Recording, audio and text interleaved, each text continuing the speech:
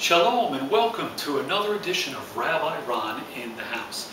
This past weekend we celebrated the Feast of Purim, coming from the Book of Esther.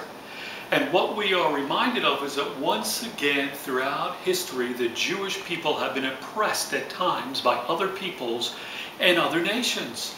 And when this happens, often our people have been placed physically in ghettos. Now in the story of Purim, at the beginning they were not so oppressed. It wasn't as bad as Egypt when they were enslaved, and they certainly had a ghetto there. They had a ghetto in Europe before the Second World War. But in the Book of Esther, as time went on, Haman was raised up into leadership in Persia with a hatred for the Jewish people, with the desire to exterminate and kill, annihilate and get rid of all of us. Certainly at that point, the people of Israel were in a type of ghetto. A ghetto can be a physical place. It can also be a mental place. A ghetto is also when you are in a place where limitations are placed upon you, when other people feel that you are inferior. Certainly that is what Haman felt. He had a hatred for them. He felt that they were inferior, not worthy of living in the land. But God watches over us. And that when God sees that His children are living in a ghetto, whether it's a physical ghetto or a mental ghetto, God intervenes and He raises up a deliverer.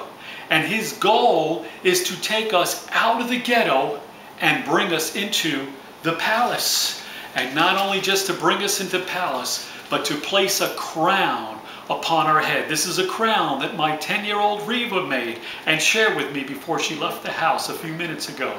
And that is what the Lord desires, to take you out of your ghetto, your place of limitations, and say, no longer are you stuck living in this limited environment, this limited life, this place of oppression. But God wants to come and place a crown upon your head, raise you up to be the head and not the tail. This is the story of the Book of Esther. God taking the Jewish people and raising them up from being a tail to the head. He literally took Mordecai and Esther and brought them into the palace to be in a position of leadership, to be in the head and not the tail, and to lead the land, not just the land of Egypt, but Persia, on behalf of the king. And so I want to encourage you. You may be living in a physical ghetto right now. You may be living in a mental ghetto. You may feel inferior to other people. Other people may look at you and feel you're inferior. Your life may be filled with limitations. You're placed in a box and say, this is all you can do. You can't do anything else. You'll never leave this box. This is the limitations. The Book of Esther is written to encourage you. God is watching. God sees your life. And God wants you to know that He has another life for you. And He wants to take you out of that ghetto. And He wants to bring you into the palace. I want to encourage you. Read the Book of Esther this week. See that God has plans and purposes for you.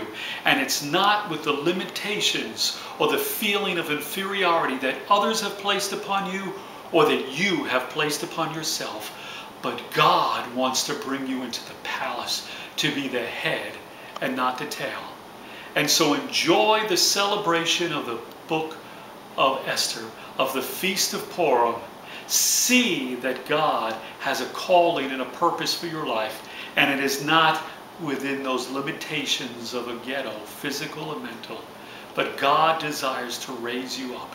And if your eyes will be open to this truth, you can begin to visualize that. You can begin to look and to listen and hear the plans and purposes that God has for your life. And then you'll be able to follow the Lord and pursue the new life that He has for you.